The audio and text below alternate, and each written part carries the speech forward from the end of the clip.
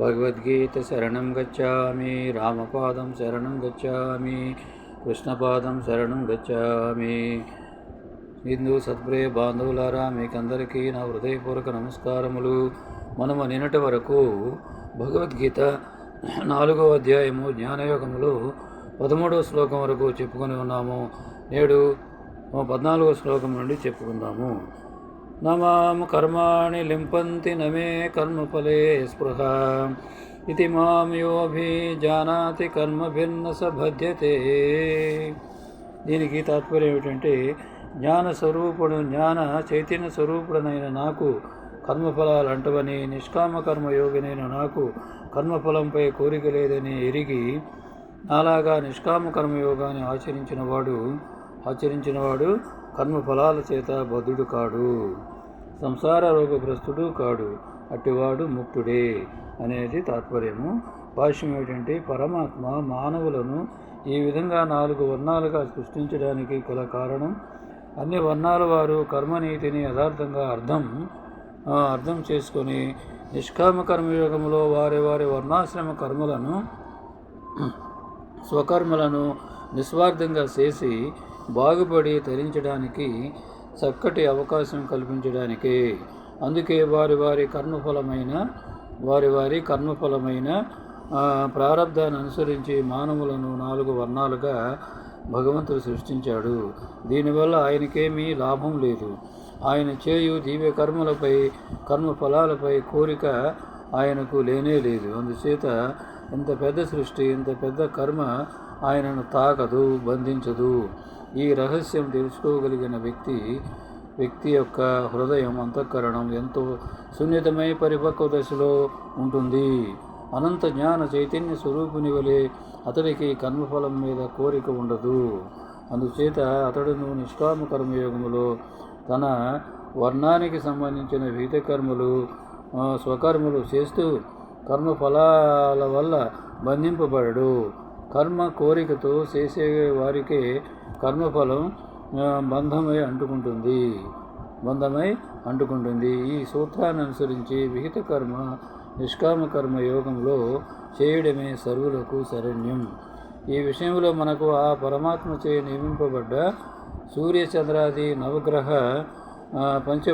పంచమహాభూతాలైన ప్రత్యక్ష దేవతలే ఆదర్శం.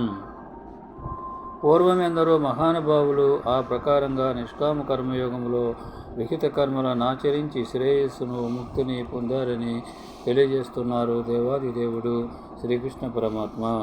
15వ శ్లోకం. ఏవం జ్ఞాత్వా కృతం కర్మ పూర్త్యైరపి ముముక్షుభిః కురు కర్మైకత్వైవ తస్మాత్ త్వం పూర్త్యైః పూర్వతరం కృతం. దీనికి తాత్పర్యం ఏమిటంటే, ఈ సూక్ష్మం గ్రహించే పూర్వం కల్పారంభం నుండి ముముక్షువులు ఈ నిష్కామ కర్మయోగంలోనే సత్కర్మలు చేసి కైవల్యాన్ని పొందారు. అందువల్ల పూర్వీకుల చేత చేయబడినట్లే నీవు కూడా నిష్కామ కర్మయోగంలో విహిత కర్మలను చేయుము అర్జున అని అర్జునుల వారితో పాటు సర్వమానవాళికి చెప్తున్నారు దేవాది దేవుడు. దీనికి భాష్యం ఏమిటంటే, ఈ పద్ధతి క్రొత్తదేమీ కాదు, కల్పారంభం నుండి వస్తున్నదే. అందుచేతనే ఇదివరలో అనేకులు ఈ ఆత్మధర్మాన్ని అనుసరించి ధన్యులైనారు. ముక్తి పొందాలనే కోరిక తప్ప మరే కోరికలు లేనప్పుడు, ఆత్మజ్ఞానంతో ప్రస్తుత జన్మకు కారణమైన కర్మల వెనుక ఉన్న కోరికలు లేనప్పుడు, కర్మల వెనుక ఉన్న ప్రారబ్ధ వాసనను పూర్తిగా క్షయం చేసుకోవాలి.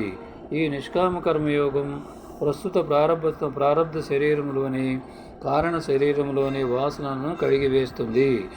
కర్మ విషయంలో ఈ పద్ధతే సర్వులకు ఆచరణీయం.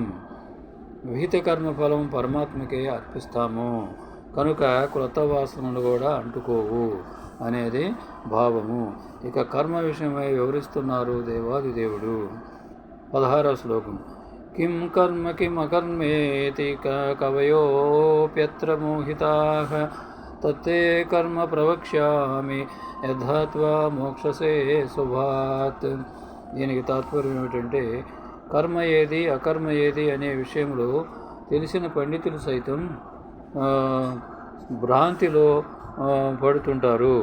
అశుభకర్త అయిన భవరోగం నుండి బయటపడవేసే నిష్కామ కర్మయోగంతో చేసే సత్కర్మను గురించి నీకు చక్కగా బోధిస్తున్నాను, వినుము.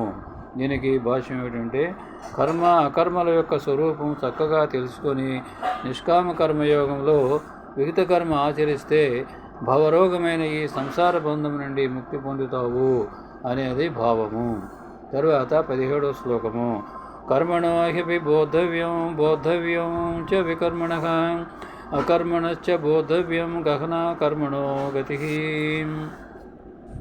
దీనికి తాత్పర్యం ఏంటంటే, కర్మలను గురించి కర్మఫలాల గురించి తెలుసుకోవాలి. అట్లే వికర్మలను గురించి, చెడు కర్మల ఫలాలను గురించి, అసలు కర్మే చేయకపోవడం గురించి, కర్మలు చేయకపోవడం వల్ల వచ్చే చెడు ఫలితాలను గురించి కూడా చక్కగా తెలుసుకోవాలి. కర్మల యొక్క తత్వం గ్రహించడం చాలా కష్టమైనది అర్జున అని చెప్తున్నారు. దీనికి భాష్యం ఏంటంటే, కర్మ ఏవహి మనుష్యాణం కారణం బంధమోక్షయో. మానవునకు తాను చేయు సత్కర్మే మోక్షహేతువు, దుష్కర్మే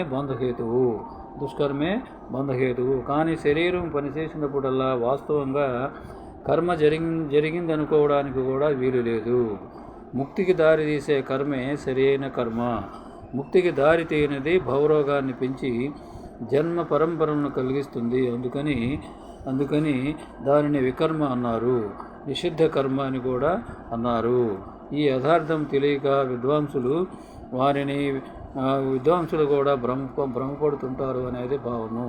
ఈ శ్లోకంతో మనం విరమించుకుందాము. రేపు తరువాతి శ్లోకం 18వ శ్లోకం నుండి చెప్పుకుందాము. జై శ్రీరామ్, జై భగవద్గీత, భారత మాతాకి జై.